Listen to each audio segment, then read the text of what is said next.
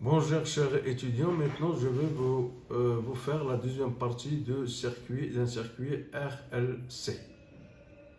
Donc maintenant on va passer à l'équation différentielle d'un circuit LC. Comme on a vu que le circuit RLC il est composé d'un condensateur, d'une résistance ou bien d'un conducteur ohmique et d'une bobine avec une inductance et une résistance interne. Chacun, on a vu dans les vidéos précédentes que les tensions ce sont des récepteurs. La tension en sens opposé au passage de courant. Donc, d'après la loi d'additivité des tensions, ce qui permet d'écrire que UC plus ER plus EL est égal à 0, avec UR est égal à RE, c'est-à-dire la tension au bord de conducteur ohmique, la tension au bord de condensateur est égale à C dIUC sur dt, et UL, c'est-à-dire au bord de la bobine, est égal à RI plus L dI sur dt. Donc, soit UL est égal à RC dIUC sur dt plus LC, donc on va exprimer UL en fonction de la tension au bord de condensateur. UL est égal à RC du UC, on l'a déjà vu, dt plus LC d carré UC sur dt carré. Donc, d'où UC plus RC du UC sur dt plus R du UC sur dt plus LC d carré UC sur dt carré est égal à 0. Donc, LC d carré UC sur dt carré plus R grand R plus petit r c dUC sur dt plus UC est égal à 0. Soit finalement l'équation d carré UC sur dt carré plus R sur l'inductance fois dUC sur dt plus UC sur LC est égal à 0. Donc si on pose que RT est égal à R, c'est-à-dire la résistance du conducteur ohmique plus la résistance interne de l'inducteur de la bobine, l'équation différentielle d'un circuit RLC s'écrit en régime libre si d carré UC sur dt carré plus RT sur L avec RT est égal à R grand R plus petit r dUC sur dt plus UC sur LC. Le terme R sur L dUC représente le phénomène d'amortissement et le détermine selon la valeur de R, la nature du régime observé. Donc, on a dit que dans les vidéos précédentes, que la nature de régime, puisqu'il s'agit d'un régime périodique ou bien apériodique ou bien pseudo-périodique, il dépend de la valeur de la résistance. Donc, ce terme RT sur L dUC, qui influe sur l'amortissement des oscillations. Donc là, on représente le phénomène d'amortissement et celui qui influe sur l'amplitude et le régime des oscillations. Donc en remplaçant de l'équation différentielle UC par Q sur C, donc on obtient en fonction de la charge, l'équation différentielle vérifie par la charge Q, soit d carré Q sur dt carré plus R sur L d du Q sur dt plus 1 sur LC fois Q est égal à 0. Donc c'est une équation exprimée en fonction de la charge, Q. Donc maintenant on va passer à oscillation non amortie d'un circuit idéal LC. On a vu que dans l'équation globale, il y a un facteur où il y a apparition de la résistance, et on a vu que ce facteur de R, c'est-à-dire la résistance, c'est elle qui est responsable de la nature du régime et qui influe sur l'amortissement. Donc maintenant, on va éliminer la résistance, on suppose que la résistance est nulle, donc on a un circuit idéal, ça veut dire qu'il n'y a pas d'amortissement, et s'il n'y a pas d'amortissement, ça veut dire qu'on a un régime qui est périodique avec l'amplitude qui est constante. On considère un circuit LC. Donc le circuit LC, comme on l'a vu, il est constitué d'une bobine et d'un condensateur, de capacité et d'une bobine L et d'une résistance qui est nulle. Cette bobine est considérée comme idéale, c'est-à-dire qu'elle ne présente pas de résistance interne. Donc il s'agit d'un cas théorique. Donc parce que dans la pratique, on ne peut pas trouver une bobine qui ne présente pas de résistance interne. Mais dans ce cas-là, dans cette étude, on va supposer qu'on a une bobine idéale, c'est-à-dire que la résistance interne est nulle. Donc ce circuit, il est composé d'une capacité C, borne avec une tension EC, et une bobine idéale, c'est-à-dire sans résistance interne de tension EL. Donc EC, le circuit, il est composé d'une capacité de tension EC et d'une bobine de tension UL.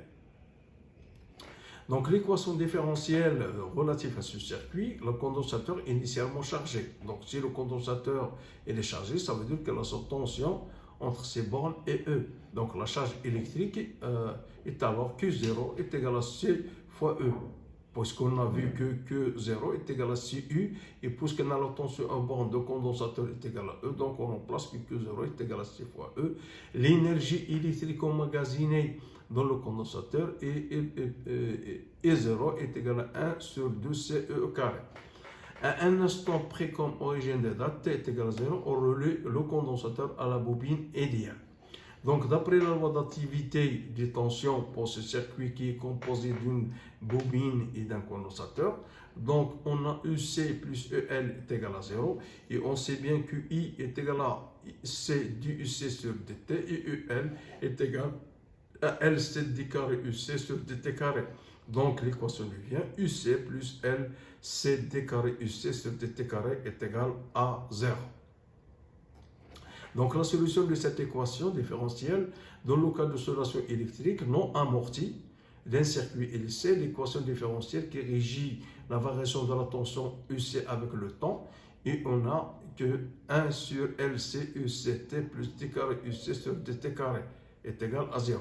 Donc, l'équation différentielle est une équation linéaire de deuxième ordre. On montre en mathématiques que sa solution, elle s'écrit sous la forme UCT est égal à EM cos du pi sur T0 fois T0, le tout fois T plus phi, avec EM, c'est l'amplitude d'isolation, et 2pi sur T0 fois T plus phi est la phase des oscillations à l'instant T.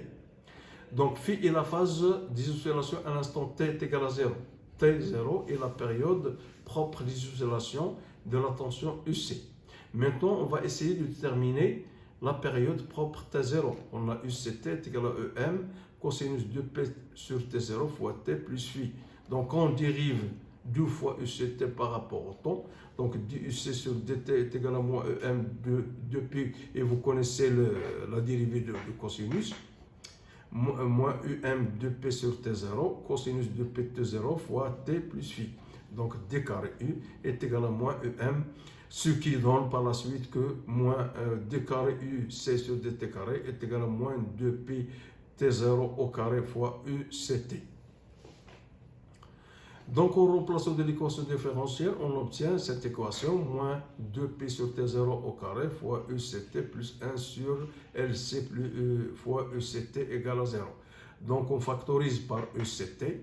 UCT est égal à 1 sur LC moins 2P sur T carré 0. T0, le tout au carré, est égal à 0. Cette égalité est vérifiée quel que soit T si ce terme-là égale à 0. Ça veut dire 2pi sur T0 au carré est égal à 1 sur LC. Donc finalement, T0 est égal à 2pi racine de LC. La période T0 d'isolation libre d'un circuit LC dépend des grandeurs L et C du circuit LC. Donc T0, la période, est égale à 2pi racine de LC, et qui ne dépend que de l'inductance et de la capacité de contact. Et ça, ce qu'on appelle la période, c'est-à-dire soit entre deux maximums, soit aux deux minimums, ou bien où la tension elle est nulle d'un régime qui est périodique. Et voilà le schéma qui illustre cette variation. Donc, on a un régime qui est périodique. Donc, de période T0 est égal à 2pi racine de LC, et qui ne dépend que de L, de l'inductance et de la capacité.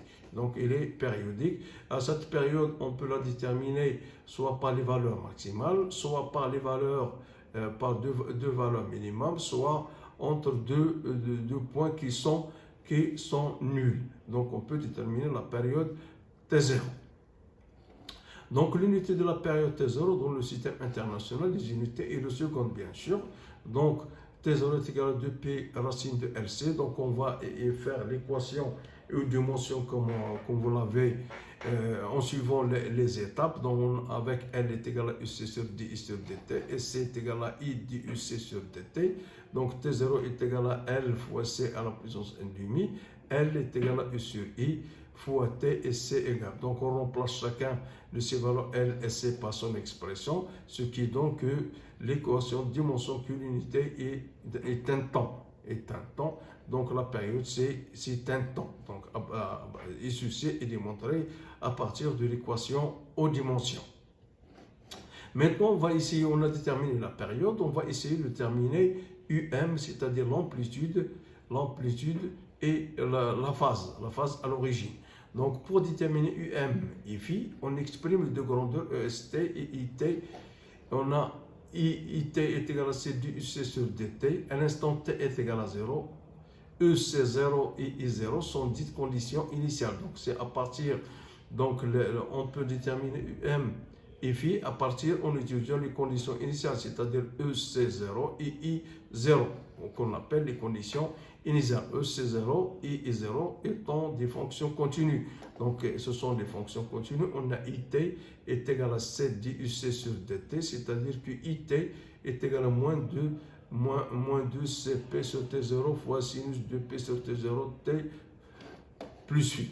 I0, donc I0, donc on va remplacer par I0, est égal à 2C fois P sur T0 multiplié par sinus de phi égale à 0. Cette relation est valable que si sin phi égale à 0. Et qui dit sin phi égale à 0, ça veut dire que phi peut avoir la valeur de phi est égal à 0 ou phi est égal à pi.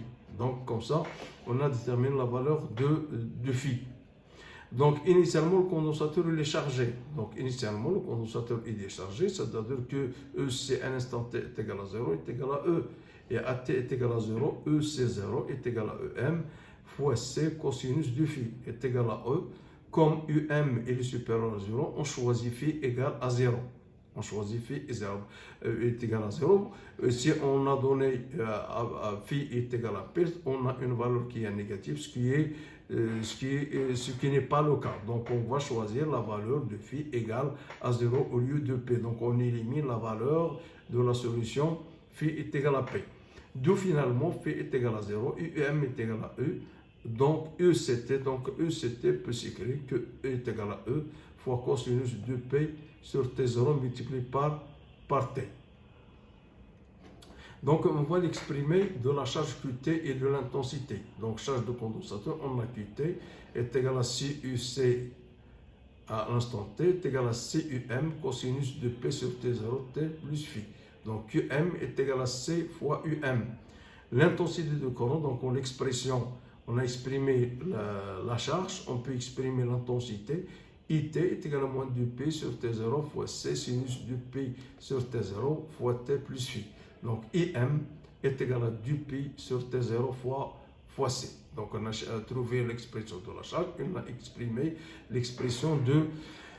Maintenant on va passer au transfert d'énergie entre le condensateur et la bobine. Donc on a vu dans le chapitre précédent que le condensateur il emmagasine une énergie électrique.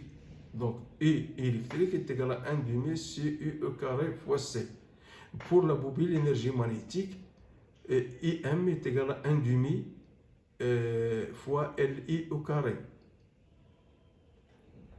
1 demi LI au carré qui se passe du point de vue énergétique lorsqu'on connecte un condensateur chargé à une bobine. Parce que dans le circuit, on a un condensateur et on a une inductance. Donc, comment ça se fait? Le transfert d'énergie de condensateur vers la bobine est réciproquement. Donc, énergie dans un circuit LC idéal. L'énergie totale d'un circuit LC idéal, circuit est selon amorti, et à chaque instant, la somme des énergies électriques et magnétiques, parce que dans la bobine, dans le condensateur, on a il emmagasine l'énergie électrique, parce que dans la bobine, on a emmagasinement de l'énergie magnétique. Donc l'énergie totale est égale à l'énergie électrique plus l'énergie magnétique au niveau de la bobine est égale à 1 demi CE au carré plus 1 demi LI au carré. Donc on constate que l'énergie totale est T et constante. Donc on a conservation de cette énergie.